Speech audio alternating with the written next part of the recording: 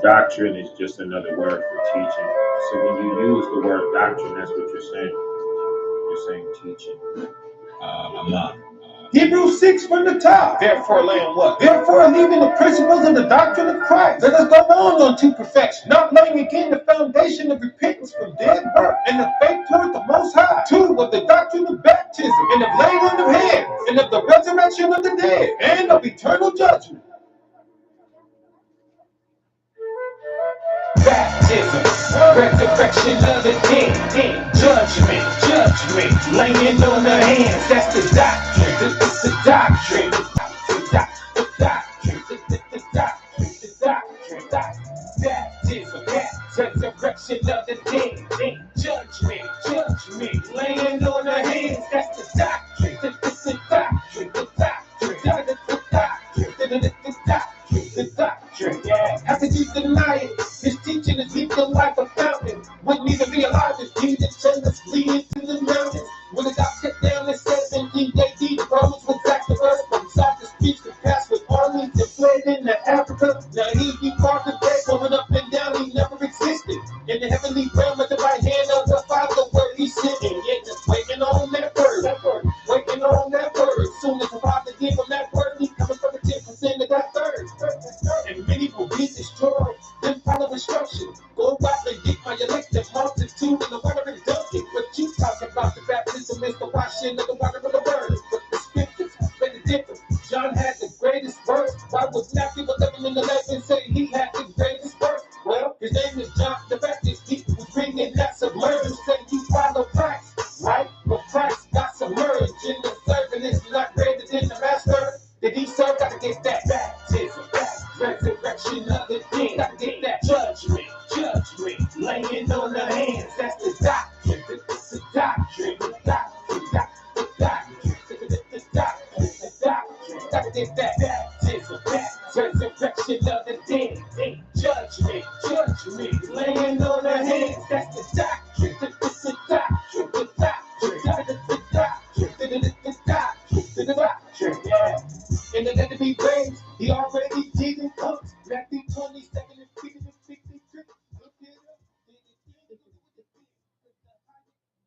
Shema Yasharala Ahaya, Alahaya Nawa Ahaya Akkad. Hear, O Israel, the Lord our God is one Lord.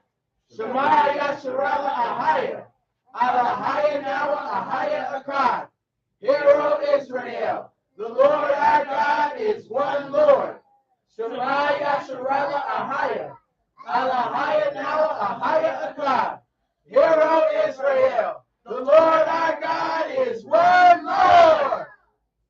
Psalm chapter 92 is psalm or song for the Sabbath day, verse 1. It is a good thing to give thanks unto the Lord and to sing praise unto thy name, O Most High, to spew forth thy loving kindness in the morning and thy faithfulness every night, upon an instrument of 10 strings, and upon the psaltery, upon the harp with the psalm sound, For thou, Lord, hast made me glad through thy works. I will triumph in the works of thy hands. Verse 5. O Lord, how great are thy works, and thy thoughts are very deep. A brutish man knoweth not, neither though a fool understand this. When the wicked spring as the grass, and when all the workers of iniquity do flourish, it is that they shall be destroyed forever. But thou, Lord, art most high forevermore. For lo, thy enemies, O Lord, for lo, thy enemies shall perish, all the workers for iniquity shall be scattered. But my horn shall exalt like the horn of an unicorn. I shall be anointed with fresh oil. My eyes also shall see my desires on my enemies, and my ears shall hear my desire. For the wicked that rise up against me, the righteous shall flourish like the palm tree, he shall grow like a cedar in Lebanon. Though that be planted in the house of the Lord shall flourish in the courts of our God. They shall bring forth fruits in old age. They shall be fat and flourishing. Verse 15. To know that the Lord is upright, he is my rock, and there is no uprightness in him. Wow. Wow. Right. And the next day, behold, a voice called me, saying, Ezra, open thy mouth and drink that I give thee to drink. And I opened my mouth, and behold, he reached me a full cup, which was full as it were with water, but the color of it was like fire. And I took it and I drank. And when I had drunk of it, my heart uttered understanding, and wisdom grew in my breast. For my spirit is strengthened by my memory, and my mouth was open and shut no more. So we give all the glory and praise to Ahia, Ashar, Ahia. That's right. Yeshaya, and the Holy Spirit. Peace to all the 12 tribes that are scattered throughout the four corners of this world. Shalom to those not of the blood lineage of Israel, but because they keep the law, statutes, and commandments, they have the surname of Israel.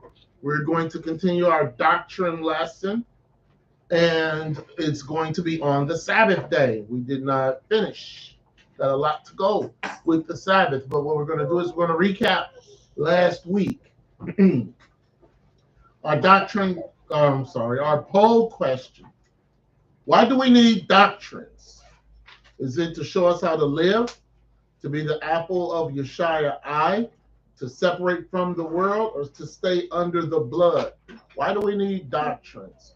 To show how to live? To be the apple of Yeshua's eye?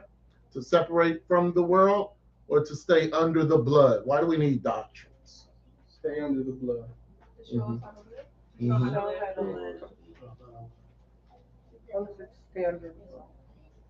Okay, so like I said, there's no wrong questions when it comes to poll questions. You need all of it. That's why we need doctrines. And so we're going to briefly go over what we went through last week with the Sabbath. When it comes to the doctrine lessons, I mean, this is probably the most stinging of all of them because we have not been doing it right. We've been doing it wrong. This is probably the most stinging of all the doctrine lessons that we're going to come across. Maybe. First of all, what we talked about is how to prepare for the Sabbath. We were not preparing for the Sabbath properly. And we used scripture to show on how to prepare for the Sabbath. The Sabbath is a gift from Yeshua.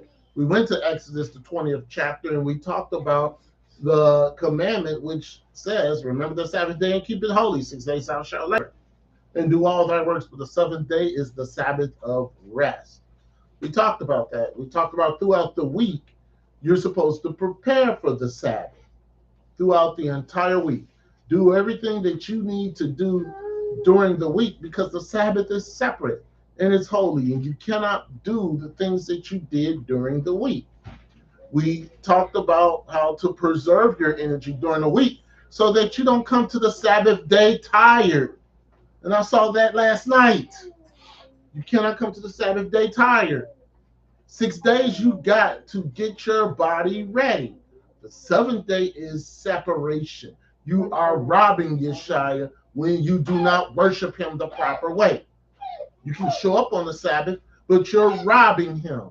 And we need to stop doing that, or else you're going to find out those curses in Deuteronomy 28 the hard way. Daily prayer.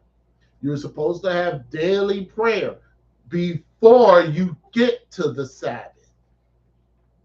You're supposed to speak the right words. Your spirit should be free of irritation. You all looked irritated last night. You looked irritated, but your spirit was supposed to be free of that. Because you're in the sight of Yeshua. And if you're in the sight of Yeshua and you're irritated or you feel irritated, and it doesn't matter. You were sick during the week, what you're supposed to do? Take medicine? No, pray against that sickness so that you come to the Sabbath day, you don't feel sick. That's what you're supposed to do. We talked about the scriptures. We went through the scriptures on what you're supposed to do on the Sabbath day. It was very, very clear on what you are to do prior to the Sabbath day. Very clear. We talked in Deuteronomy 6, and he said, teach the children, teach them diligently. Wherever they are, you're supposed to teach the children. We talked about on how to prepare. Remember that we are supposed to make sure that we keep these principles and we stay involved with these principles, especially when it comes to the Sabbath. We talked about your clothing on the Sabbath. Your clothes should be separate from the clothes that you wear during the week, all the way down to your undergarments and your socks. All of that should be separate from the Sabbath day. And the clothes that you do have on the Sabbath day, you're supposed to make sure that they are pristine, washed, mended, ironed, straightened out. You're supposed to do that on the Sabbath day. You are to avoid all cooking at period. And that means preparing your foods. You can't fix a bowl of cereal on the Sabbath day. Sorry, you cereal lovers. You cannot do it. Some of you are having babies. You cannot prepare bottles on the Sabbath day. You can't do it. So it would behoove you to do it before Friday. I don't care what these sorcerers with white coats say. They're liars. And stop listening to them. All secular work, we understand that. But you're male. You can't get it. Mailman comes late on Friday night, you better leave it in your box until Saturday night. You can't do it. Friday, on Friday, you should be already prepped. You can't go into the Sabbath day prepping. No, you can't do that. And we talked about that. You can't do it. Your conversations, if they're not about the Bible, you shut your mouth. Period. You can't talk about anything else. You can't talk about your personal issues and problems. You can't do that. There is something that you can do. And when we get to Yeshua, we'll show it. We have to examine more. We have to understand this Bible more. Jealousy. Can't be operating in jealousy on the Sabbath. We talked about that. We talked about before sundown. You are to get ready to read Yeshua's word. You are to be singing. You are to be praying. We talked about you to be doing all that. We talked about the purpose of the doctrine of the Sabbath. And we said that the Sabbath was established is the seventh day of the week, and it is to be observed by everybody. So we talked about the Sabbath. We talked about how Yeshua made the Sabbath to help us stay connected to him. If you feel in some type of way, you're not connected to him. Just that simple. We went to Genesis chapter 2. We talked about that. We talked about the Sabbath in the Old Testament. When we went to Genesis 2, we read from the book of Josephus. We read from the book of Jubilees about the Sabbath. We talked about how Yeshua used food to get us to understand the Sabbath. And that's where we get the understanding that the 6 days he gave them manna. On the 6th day, he prepared a double portion of manna so that there would be no manna on the 7th day. And you are to prepare 6 days. If you have to do a double portion on the Friday before the Sabbath, you are to do so. Sabbath began at the creation. We went to Genesis 1:1, Genesis 1:5, Genesis 1:31 to prove all that. Yeshua rested on the Sabbath day, and that doesn't mean that he was tired, because we read scripture in Isaiah 40:28 where he talks about he does not get tired. So we talked about that. He rested on the 7th day. He refreshed because he created the whole world. He was delighted in it. He blessed the day, and he sanctified and he hallowed this day. This day is very, very important. Very important. We talked about the 24 hours, the rotation of the earth. We talked about the 7 weeks after creation. We talked about the significance of the Bible when it came to Adam and Eve. Talked about Noah and his significance with the Sabbath. We talked about Abraham with his significance of the Sabbath day. We continued on, and we talked about how Israel observed the Sabbath and what they did when Abraham was blessed, Isaac was blessed, Jacob was blessed, 12 sons were blessed. We talked about Genesis 47:11. We went to Genesis 48:5, where it brings in Manasseh and Ephraim. We talked about the journey out of Israel. We talked about before Yeshua gave the royal 10 and how he showed them the Sabbath and how important it was before Moses came down with the 10. We went to Exodus 16. We talked about that in detail with Exodus 16. And it showed how Yeshua, before Moses came down with the 10, on what he did on the Sabbath day to get us to prepare for the Sabbath day. Then the Sabbath was commanded at Sinai. We talked about that. We went to Exodus 31. We talked about Exodus 31. We talked about Numbers, the man who gathered sticks. Picked up some sticks on the Sabbath day. And Yeshua was the one who told Moses and told the congregation, put him to death. So you can't pick up sticks on the Sabbath day. Should you not take it seriously? We talked about the Sabbath year. And we're going to get into the Sabbath year a little more in detail today. So we talked about the Sabbath year. We went back to Deuteronomy 5 to give the commandment again for the Sabbath in us as a nation. And Aksawah has been reading Psalms 92 because that was read every single Sabbath. That's where we left off. And we're going to start with 1 Chronicles chapter 9, verse 32.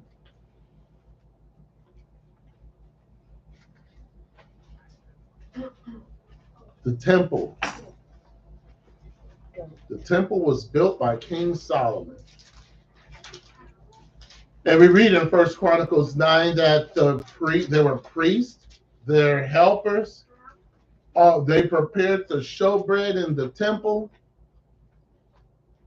And that showbread was changed every single Sabbath. So let's start with King Solomon and the Sabbath. First Chronicles 9 and 32. Let's read that. First Chronicles chapter 9, verse 32. And other of their brethren of the sons of the Kohathites were over the showbread to prepare it every Sabbath. They prepared it every Sabbath. All right, we're going to go to First Chronicles chapter 23, 27 to 32.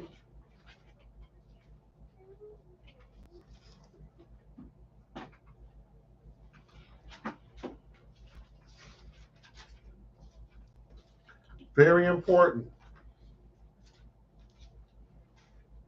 First Chronicles 23, starting at 27. First Chronicles chapter 23, verse 27. For by the last words of David, the Levites were numbered from 20 years old and above. All right, so these are the last words of David.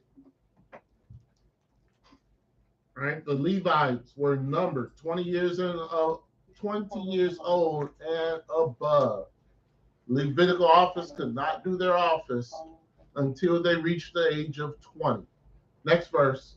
Because their office was to wait on the sons of Aaron for the service of the house of the Lord, in the courts and in the chambers, and in the purifying of all holy things, and the work of the service of the house of God. So it's very important that the Levites knew what they were doing, especially when it came to the Sabbath day. So if the children of Israel had to observe the Sabbath, the Levites had a double important job. Because not only did they have to observe the Sabbath, they had to prepare for the Sabbath. And that's why Levi did not need land, because that land would take away from what they were supposed to do at the temple, around the temple, and in the neighborhoods. Next verse. Verse 29. Both for the shewbread and for the fine flour for meat offering, and for the unleavened cakes, and for that which is baked in the pan, and for that which is fried, and for all manner of measure and size. All right, so they had to prepare everything for the Sabbath. 30. And to stand every morning to thank and praise the Lord, and likewise at even. Mm-hmm.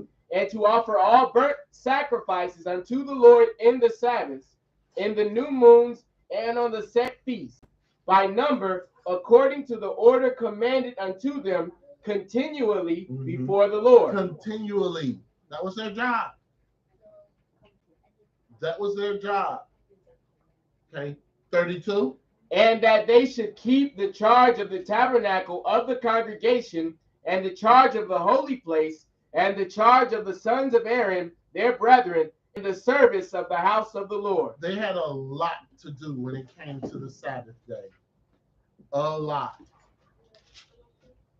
And this was part of the Sabbath day. The offerings were part of the temple worship on the Sabbath day.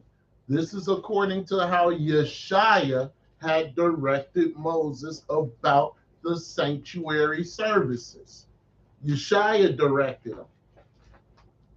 So everything that we have talked about when it comes to the Sabbath, it's from Yeshua. It's not from me. It's from Yeshua. And you will be judged on what you did and how you operated on the Sabbath. We have a teaching about judgment. And we have another teaching that's coming up about judgment. What you're going to be judged on. Leviticus 24, 8 and 9.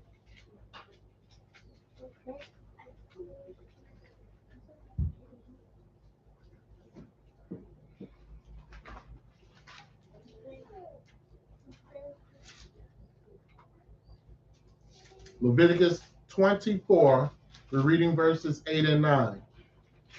It was a lot to do for the Levites on the Sabbath.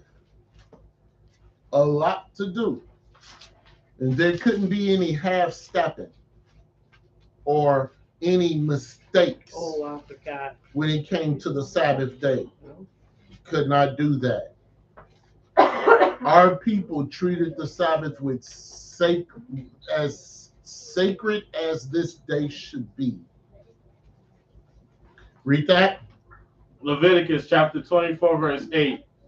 Every Sabbath he shall set it in order before the Lord continually, being taken from the children of Israel by an everlasting covenant. An everlasting covenant. The Sabbath day. Next verse. And it shall be Aaron's and his sons, and they shall eat it in the holy place, for it is most holy unto him of the offerings of the Lord made by fire, by a perpetual statute. It's a statute. You got to keep it. Since this arrangement was made by David before his death, we know that the Sabbath was taken very seriously at the time of David and Solomon. So we can get that understanding that David did not take the Sabbath lightly. In the beginning, Solomon did not take the Sabbath lightly. The Sabbath day was for the non-Israelites also.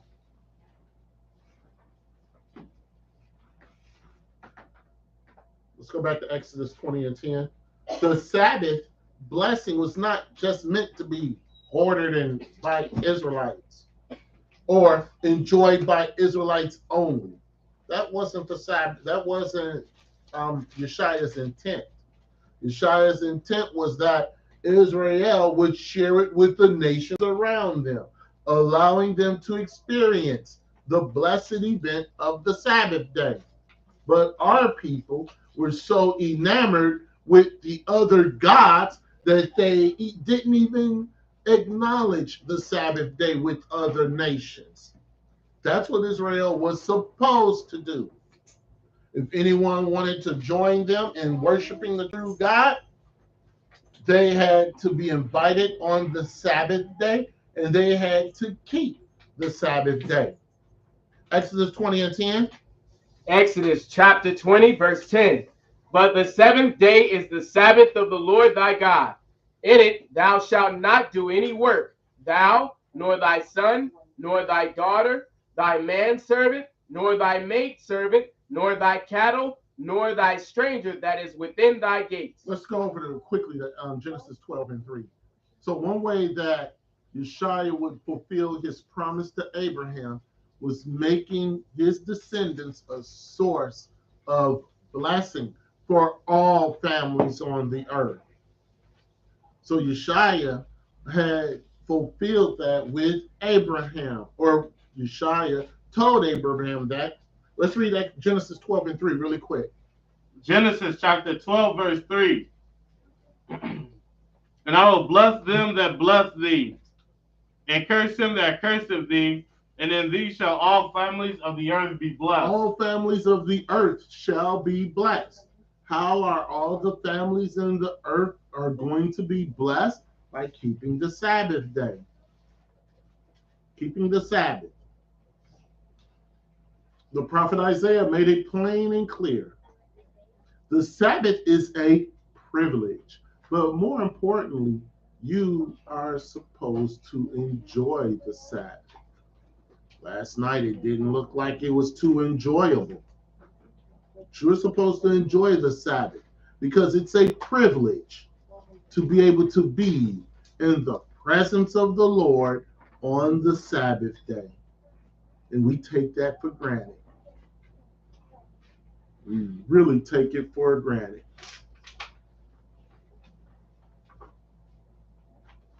Even the nations that were outside of Israel, even those nations were going to be blessed by the Sabbath day.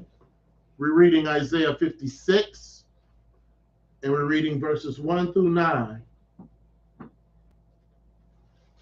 Those people who were considered underprivileged when it came to society, those people who were considered outcast, down and out. The Sabbath was a privilege that everybody can enjoy freely, and everybody should enjoy it freely, not begrudgingly.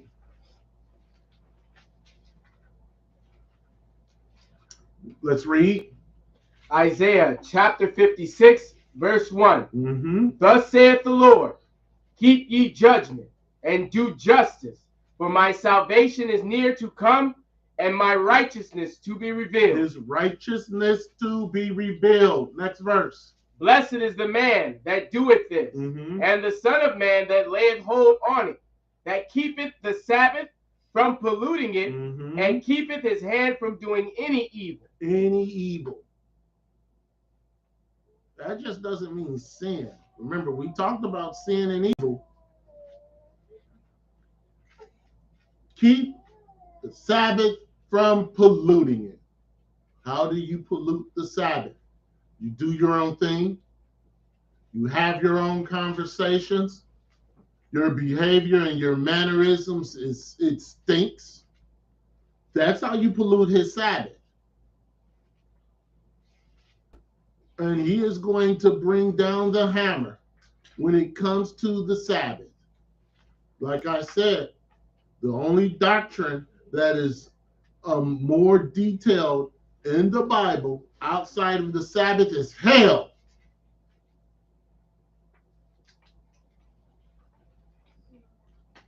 Verse 3. Neither let the son of the stranger that hath joined himself to the Lord speak, saying, the Lord hath utterly separated me from his people. Neither let the eunuch say, behold, I am a dry tree. Right? So what is that saying?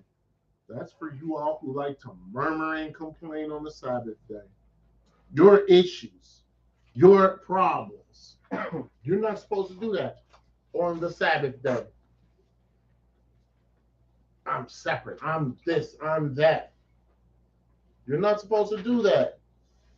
4. For thus saith the Lord unto the eunuchs that keep my Sabbath, and choose the things that please me, and take hold of my covenant. That means that blessed are those who put aside everything that they go through to keep his Sabbath day.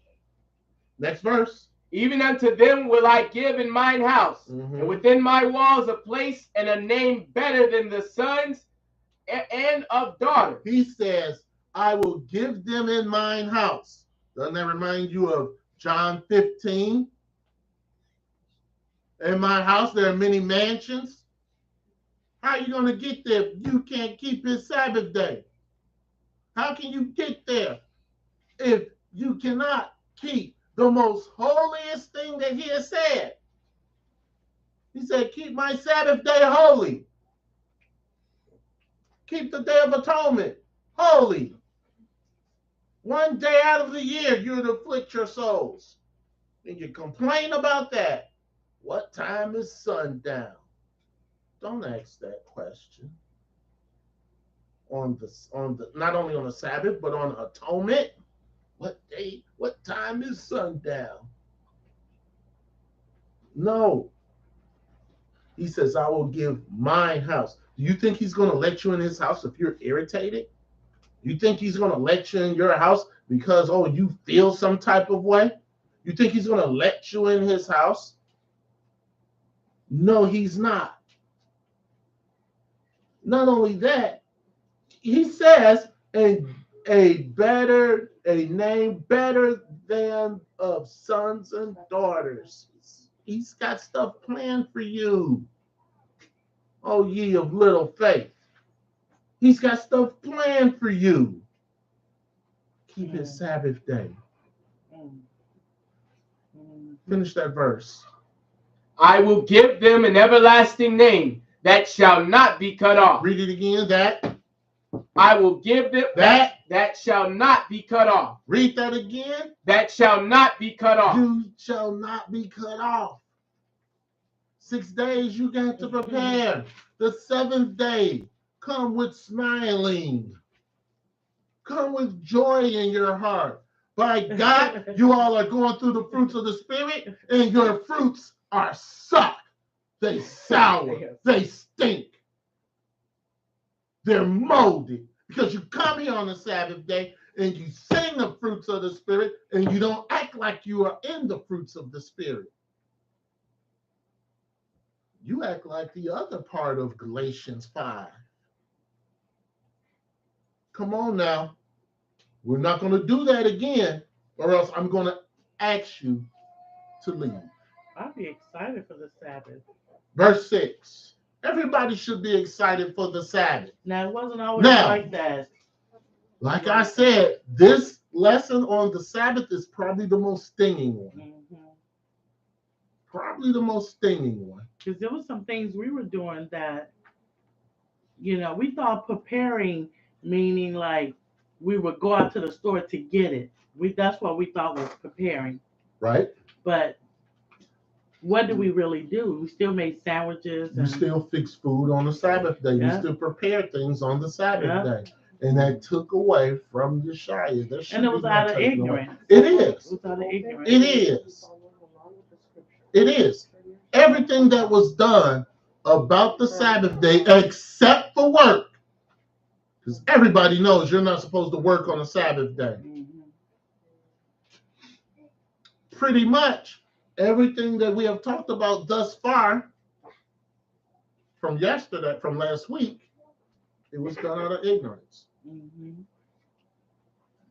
But see, remember in Exodus 16, how Yeshua set up for them to understand and keep the Sabbath day? Mm-hmm.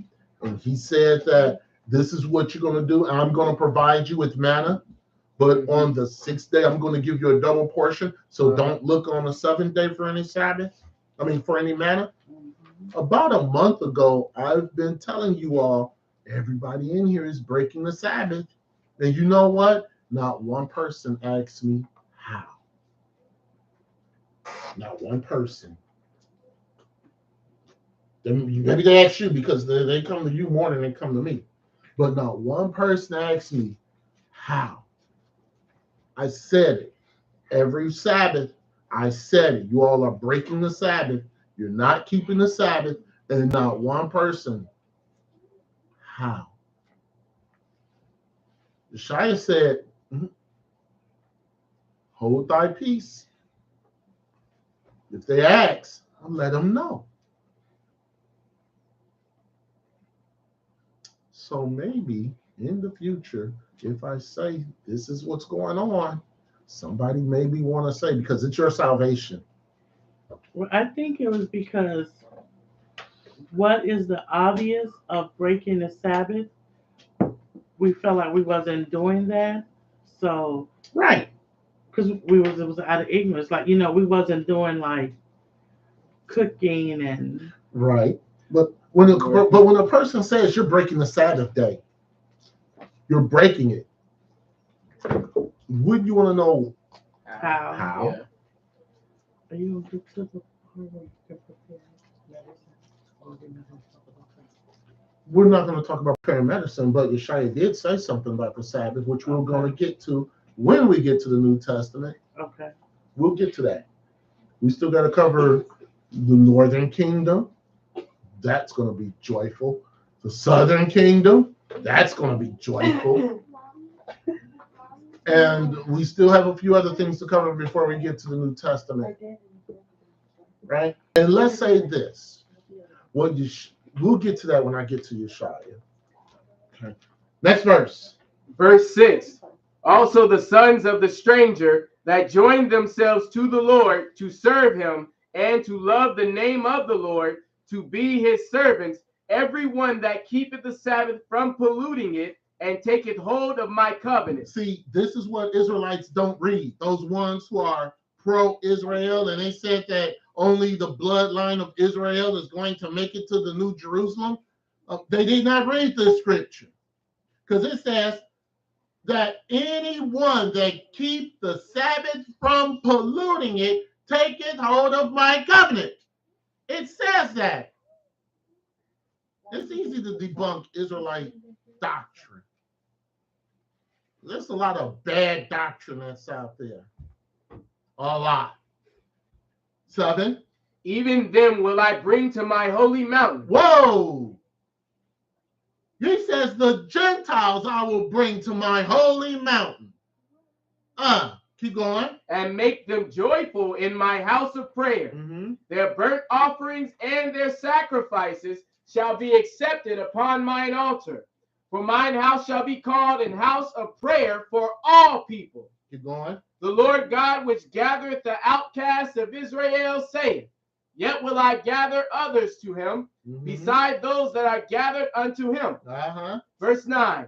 All ye beasts of the field, come to devour. Yea, all ye beasts in the forest. All ye beasts in the forest. Anybody comes on the Sabbath day and you do not pollute it, you are part of his covenant.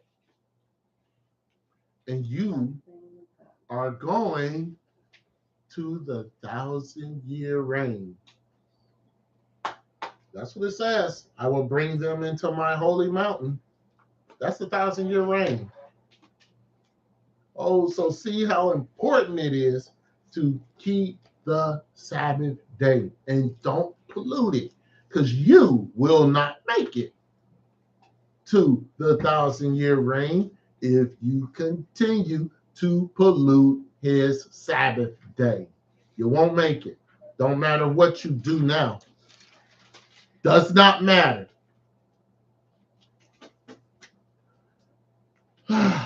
King Solomon, he was not always faithful with keeping Yeshua's commandments.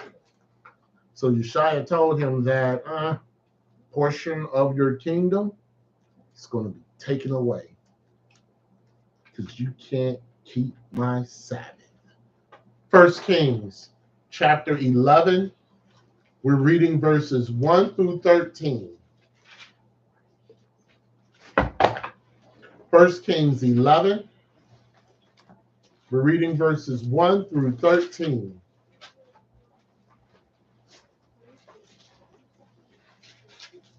He could not keep the Sabbath day. See, Solomon had to learn like a lot of people have to learn. You got to learn the hard way. You can't do things the easy way because you're stiff-necked, you're stubborn, you're just like a mule. So instead of doing it the easy way, serving the Lord with all thy heart, thy soul, and thy mind, everyone in here has to do it the hard way. You got to go through all kinds of hoops and everything when you don't even have to do that. It's very easy to serve the Lord. Very easy. A lot of people put up the lie, oh, it's tough. No, it's not. What makes it tough is your stony heart. That's what makes it tough. Get you a heart of flesh. Break the stony heart. Stop the stiff neck. Stop what your ancestors did. Just stiff neck and stubborn. But if you got to do it the hard way, so be it. 1 Kings chapter 11. Let's start at verse 1. 1 Kings chapter 11, verse 1. But King Solomon loved many strange women, together with the daughters of Pharaoh, women of the Moabites, Edomites, Zidonians, and Hittites. He loved everybody, right? Next verse. Of the nations concerning which the Lord said unto the children of Israel, Ye shall not go in to them, neither shall they come in unto you. For surely they will turn away your heart after their gods. Solomon clave to these in love. So Yeshua, he gave a very easy command, right? I would think that that's easy. Don't go to other nations and make wives out of them. Very easy, right? But him had a lust spirit like him daddy had a lust spirit. At least him daddy got set free from lust spirit. But him son not get set free from lust spirit. Look at verse 3. And he had 700 wives. What in the world can a man do with 700 wives? One wife is enough. 700? My God. I'm surprised he didn't get a stroke. Did you take out the garbage? Here comes another wife. Did you fix the roof? Here comes another wife. Did you mow the lawn? Here comes another wife. Did you get milk from the market? All these wives coming to him with all this, and he had 700 of them. My goodness. 700. But wait, he had more. Finish the verse. Princesses and 300 concubines. And his wives turned away his heart. 1,000 women. 1,000 women. Wilt Chamberlain ain't got nothing on that. 1,000 women. If you didn't know, Wilt Chamberlain was a huge whoremonger. 1,000 women. My goodness. 4. For it came to pass, when Solomon was old, that his wives turned away his heart after other gods, and his heart was not perfect with the Lord his God, as was the heart of David his father. 5. For Solomon went after Ashtoreth, the goddess of the Zidonians, and after Milcom, the abomination of the Ammonites. So you can say Solomon celebrated Easter. That's who Ashtaroth was, or Ishtar. Shame. 6. And Solomon did evil in the sight of the Lord, and went not fully after the Lord, as did David his father. Mm-hmm. Then did Solomon build a high place for Chemosh, the abomination of Moab, Mm-hmm. and the hill that is before Jerusalem, and for Moloch, the abomination of the children of Ammon. All right, so a high place was where it was on a hill, and what they would do is have sacrifices to their gods, and also they would have orgies. That's what went on the high place. Poor Solomon. Verse 8.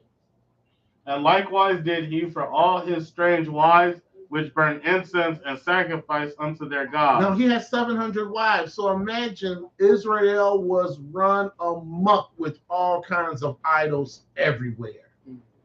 Everywhere. To appease to his wives. Verse 9. And the Lord was angry with Solomon, because his heart was turned from the Lord God of Israel, which had appeared unto him twice. Yeshua appeared to him 2 times. Yeshua appeared twice. That's a shame. And he told him what to do. Verse 10. And he commanded him concerning this thing, that he should not go after other gods, but he kept not that which the Lord commanded. Mm-hmm. Wherefore the Lord said unto Solomon, for as much as thou is done of thee, and thou hast not kept my commandment and my statutes, which I have commanded thee, I will surely rend the kingdom from thee, and will give it to thy servant. All right, so what does Yeshua expect for us to do on the Sabbath day? And if you don't do what he expects you to do on the Sabbath day, isn't he going to say the same thing to you? Mm-hmm. Don't matter, because Solomon was a king. He's going to say the same thing to you. But your thing is not rendering a kingdom from you. Yours is he's taking away your right to salvation. Don't want to keep the Sabbath day?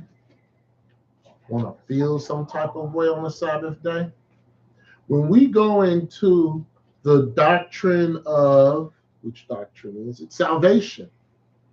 We're going to learn a lot when we get to that lesson. And how you can lose your salvation. And this is one of them. Not keeping his Sabbath day, polluting his Sabbath day. Bye-bye. Next verse. 12. Notwithstanding, in thy days I will not do it for thy father's sake, but I will rend it out of the hand of thy son. Howbeit, I will not rend away all the kingdom, but will give one tribe to thy son for David my servant's sake, and for Jerusalem's sake which I have chosen. Merciful. Because he could have told him, now everything is gone.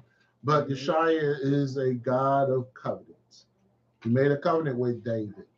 He also made a covenant with Abraham. So he's not going to take it away.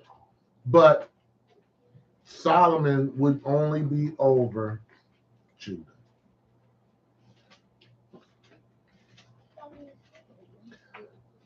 All right. So Solomon broke and profaned the Sabbath. He polluted the Sabbath. His son Rehoboam didn't do no better. Kingdom was split in two.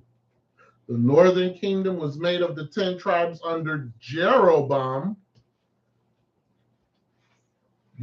Northerners, you can thank Jeroboam for his ignorance and foolish, because he was the one who introduced you again to the golden calves. And then the southern kingdom was ran by Rehoboam, a spoiled rich boy. So you got two kings out of the gate that both suck. Jeroboam, the rich boy. You think what my father did to you was something? Wait till you see me. Jeroboam sitting up there saying, we're gonna introduce calf worship again. Bring back Yahweh. Bring them both back. It was bad. Sabbath in the northern kingdom. So we're going to go to 2 Kings chapter 4, verse 23. Now, there are some indications of the Sabbath being kept by the northern kingdom by some people. Not all northerners were wicked and evil. Some of them were keeping the Sabbath day. Elisha, during the days of Elisha, it was a day when the people went to see the prophets. The prophets would then give them instructions in spiritual matters. 2 Kings chapter 4, we're reading verse 23. Let's read that. 2 Kings chapter 4, verse 23. Yep. And he said, wherefore wilt thou go to him today? Mm-hmm. It is neither new moon nor Sabbath. And she said, it shall be well. So we see this Shulamite woman, her son died. And she went immediately to Elisha.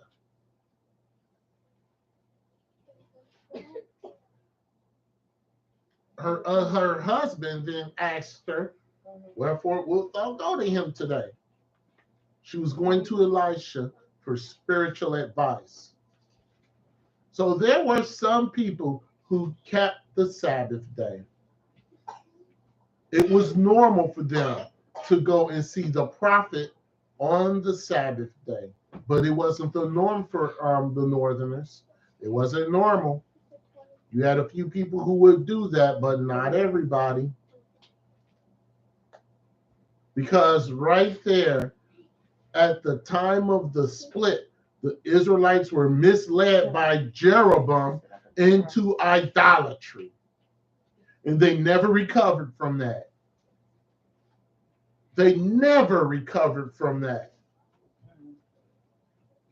Jeroboam was evil. Jeroboam was wicked.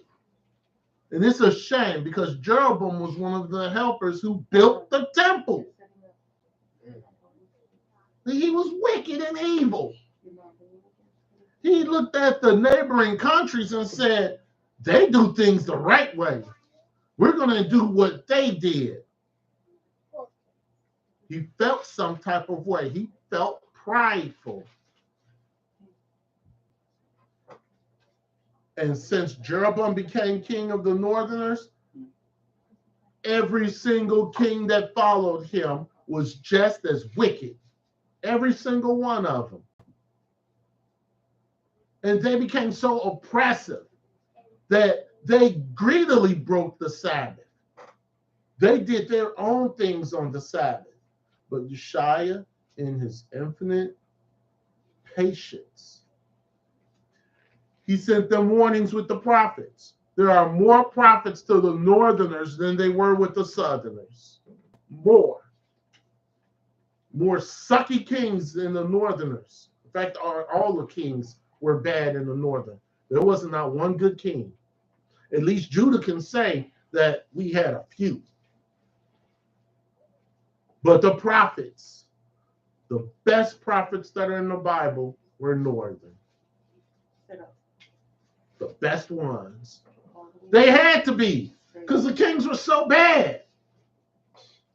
But they had to be. And the prophets, they did not hold back when it came to people making mistakes. They let the kings know that this is wrong. Amos, let's go to Amos chapter 8, verses 4 and 5. Amos chapter 8, verse 4 and 5.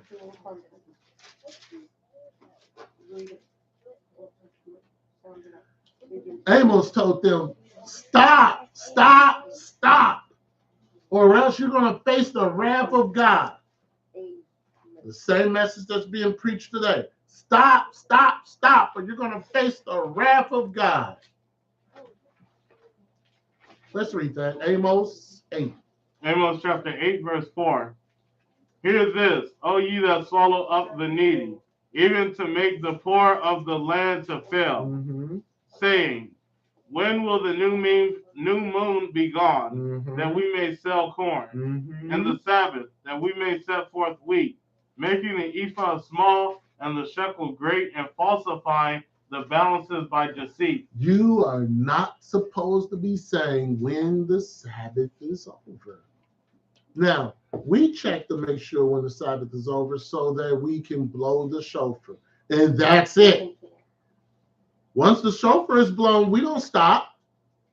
That's it. Everybody, goodbye. We don't stop. We keep going. That's right. But you're not supposed to do that. When is the Sabbath over so I can go to Walmart? When is the Sabbath over so I can go to Target or Best Buy or wherever it is, whatever type of wicked evil you got planned in your heart?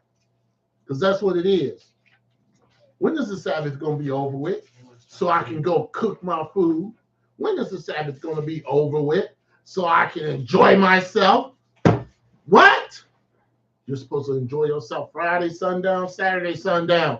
Saturday sundown, I'm melancholy.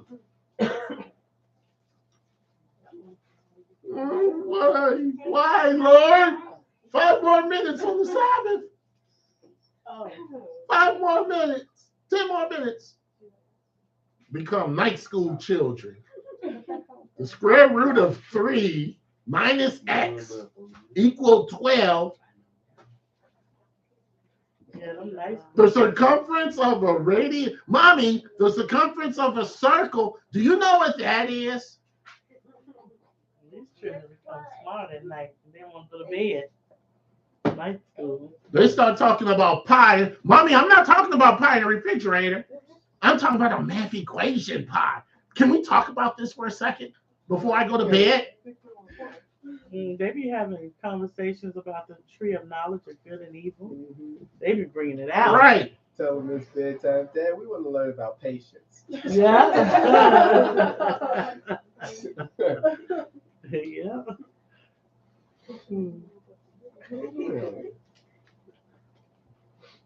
That's what they do. I don't want to see sundown come, but I know it has to come.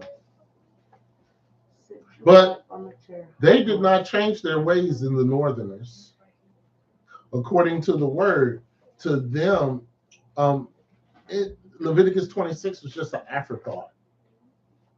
But they didn't know that Leviticus 26 is the reason why they were led into captivity by the Assyrians.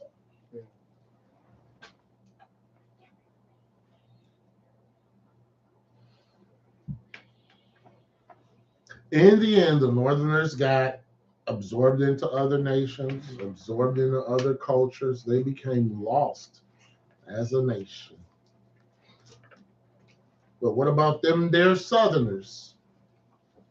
Southerners are even more evil because they saw what the Northerners were doing and they could not say, well, they are, oh my God, look what's happening to them.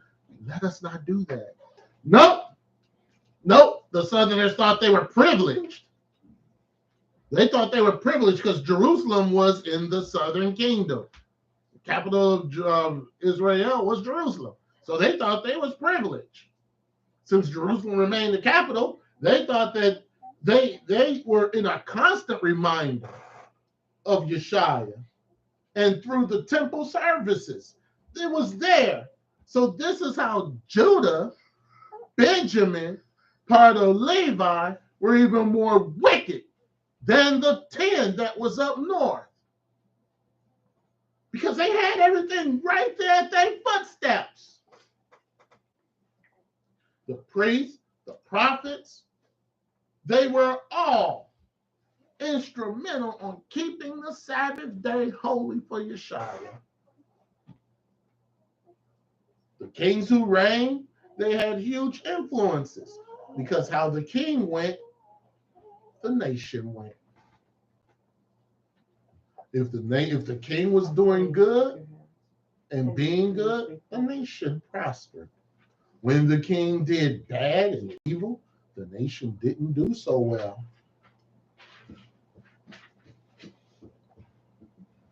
Some kings was a mix.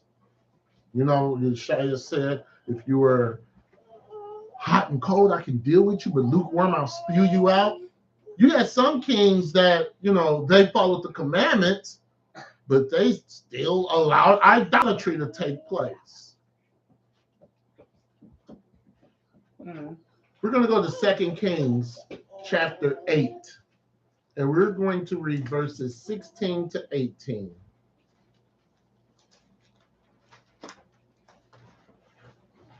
Some kings followed the commandments, got rid of idolatry. Some of them threw away the commandments and threw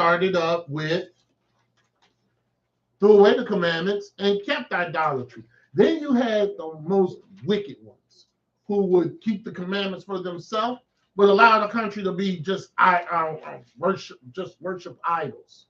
Those were the worst. At least you know that certain kings, they were an idol worship, and you were going to be an idol worshiper else. You had certain kings who was strictly for Yeshua, and you were going to be strictly for Yeshua. But then you got those kings who were, I'll keep the commandments, but hey, you do whatever you want to do. Ephraimite kings, do whatever you want to do. I don't care. Let's read 2 Kings. Let's read about Jeroham. 2 Kings chapter 8, verse 16. And in the 5th year of Joram, the son of Ahab, king of Israel, Jehoshaphat, being then king of Judah, Jehoram, the son of Jehoshaphat, king of Judah, began to reign. 32 years old was he when he began to reign, and he reigned 8 years in Jerusalem. And he walked in the way of the kings of Israel, as did the house of Ahab. For the daughter of Ahab was his wife, and he did evil in the sight of the Lord. He did evil in the sight of the Lord. The fact is that we're Sabbath during the time of deep apostasy when the kings of Judah were around. Just deep apostasy all over the place. The real trouble with Judah started with King Ahaz. That's when the real problem started. Ahaz turned from serving Yeshua, and he depended on Assyria for protection. Yeshua can't protect me. That old king of Syria, King Shemerabib, or whatever his name was, he's the diggity. We're going to go to 2 Kings chapter 16. We're going to read verses 17 and 18. Ahaz. He said, Yeshua, you can't do it. But that old king from Assyria, he can do it. And guess what? I'm going to show him our temple treasures. And then, you know what? Not only that, but let's build a Assyrian altar in the temple just to show our loyalty. Now, the 10 tribes, they had some bad kings. But I don't think anybody was as bad as this guy. They did some stupid stuff, but this was beyond stupid. You're gonna put a Assyrian altar and do sacrifices on a Assyrian altar in the house of the Lord. Woo! 2 Kings chapter 16. I'm excited. 2 Kings chapter 16, verse 17. Mm-hmm. And King Ahaz cut off the borders of the bases and removed the labor from off them, and took down the sea from off the brazen oxen that were under it, and put it upon a pavement of stone. So he took all the wares out of the temple and just threw it in a pile.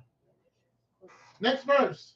And the covert for the Sabbath that they had built in the house, and the king's entry without, turned he from the house of the Lord for the king of Assyria. He turned it to the house of the king of Assyria. After Ahaz died, his son Hezekiah reigned. Hezekiah was one of the good kings. He sort of listened to the prophet Isaiah. Isaiah prophesied for a while. He was really old. He sort of listened to him. He was able to lead Israel back to reforming from idol worship. He was able to do those things. Some of Isaiah's messages about reform, about Judah, was explained that the Sabbath should be a delight to them. Just like we say today, the Sabbath should be a delight. The Sabbath should be a great blessing. Isaiah chapter 58, verses 13 and 14.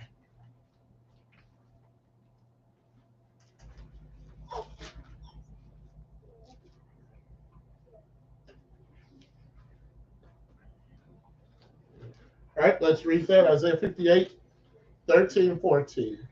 Isaiah chapter 58, verse 13. If thou turn away thy foot from the Sabbath, from doing thy pleasure on my holy day, and call the Sabbath a delight, the holy of the Lord honorable, and shalt honor him, not doing thine own ways, nor finding thine own pleasure, nor speaking thine own words. See, that's where we get it from. That's where we get it from. Your conversations cannot be of your own. You can't do it. You can't do your own pleasure. You can't do your own ways. You can't do those things. Isaiah was letting Hezekiah know, this is what you got to do on the Sabbath day. You got to do it. Or you ain't got to do it. I mean, you can do other things, but you're going to miss out.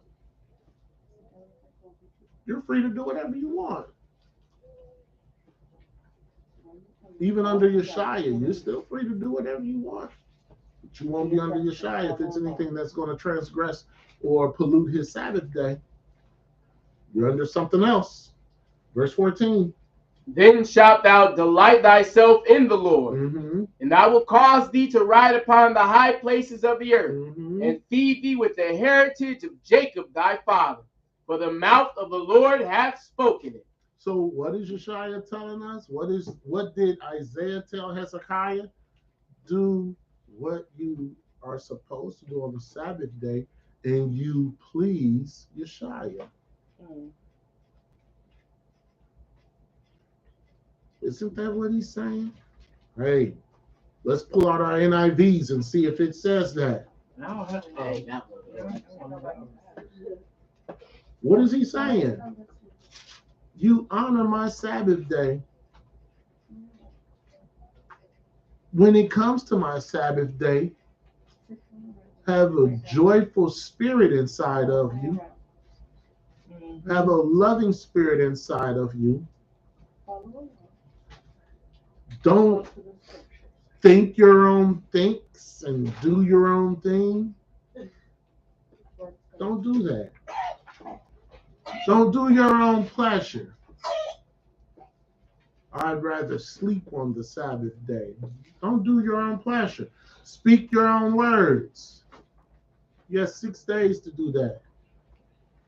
The seventh day should be all about Yeshua, all about the Bible, all about doctrines, all about whatever is in this wonderful book. That should be your conversation. So if you don't know scripture, man, just keep your mouth shut.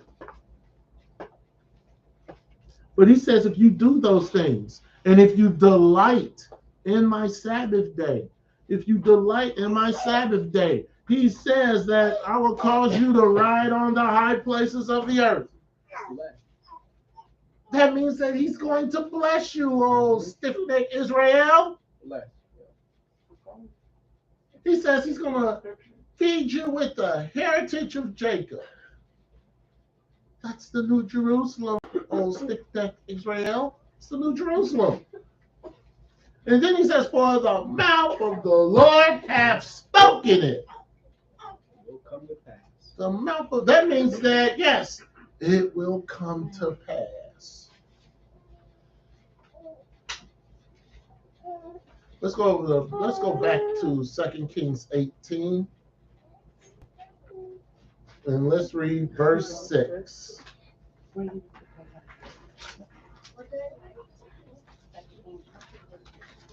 Second Kings 18, we're going to read verse 6. Now, this is about King Hezekiah, right? Let's read that. 2 Kings chapter 18, verse 6. For he clave to the Lord and departed not from following him, but kept his commandments which the Lord commanded Moses. But, see, Hezekiah was good, but at the end of his life, he got filled with pride. He failed to give Yeshua glory for a miraculous healing that Yeshua had did for him. Instead of showing Yeshua glory, him showed off the treasures to the Babylonian officials. Start of the captivity started with Hezekiah. Let's go to 2 Kings chapter 20, and we're reading verses 1 through 13. And let's see, because maybe I'm making it up. Because all it said is that Hezekiah was a great king. He was a great king. He started off good, but he fell off. Didn't give Yeshua the glory. He did something else. And that is going to remind us of what we do. Yeshua blesses us. He pulls us through some events, things that happen in our life, and we don't even know him. We don't acknowledge. We don't. We go and do things worse. Let's look at it. 2 Kings 20 and 1. 2 Kings chapter 20, verse 1.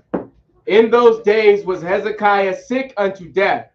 And the prophet Isaiah, the son of Amoz, came to him and said unto him, Thus saith the Lord, set thine house in order, for thou shalt die and not live. Whoa. That's a prophet. He's coming and saying, set your house in order. You're about to die. Verse 2. Then he turned his face to the wall and prayed unto the Lord, This saying, is Hezekiah. All right. When you're in a deep situation, this is what you say. Verse 3. I beseech thee, O Lord. You say, I beseech thee, O Lord. Now you're coming in a humble state because you're going through some issues and some problems. He says, I beseech thee, Lord. Remember now how I have walked before thee in truth. You start quoting the Bible. Come on. And with a perfect heart. Yep. And have done that which is good in thy sight. They're good in thy sight. Remember when I would read scriptures, I would prepare lessons, and I would sing songs to you, and I would write songs to you. Remember I did all that to you, oh Lord thy God? Remember? And I did it, and it was good in your sight, oh Lord thy God. Remember. What did Hezekiah do after that? And Hezekiah wept sore. He wept. You start rolling the tears. The tears are just falling. Your face looked like somebody threw a bucket of water at you. And you felt boosh, bunch of water. The waterworks are just going. Verse 4. And it came to pass, afore Isaiah was gone out into the middle court, that the word of the Lord came to him, saying. So Isaiah is seeing this, right? And Isaiah's like you're dead. Isaiah left. And right before Isaiah can get to the door, Yeshua comes to him. This is mercy. 5. Turn again. Tell Hezekiah, the captain of my people, thus saith the Lord, the God of David thy father, I have heard thy prayer, I have seen thy tears. Behold, I will heal thee. On the third day thou shalt go up unto the house of the Lord. All right, so Isaiah, he was like, you're gone.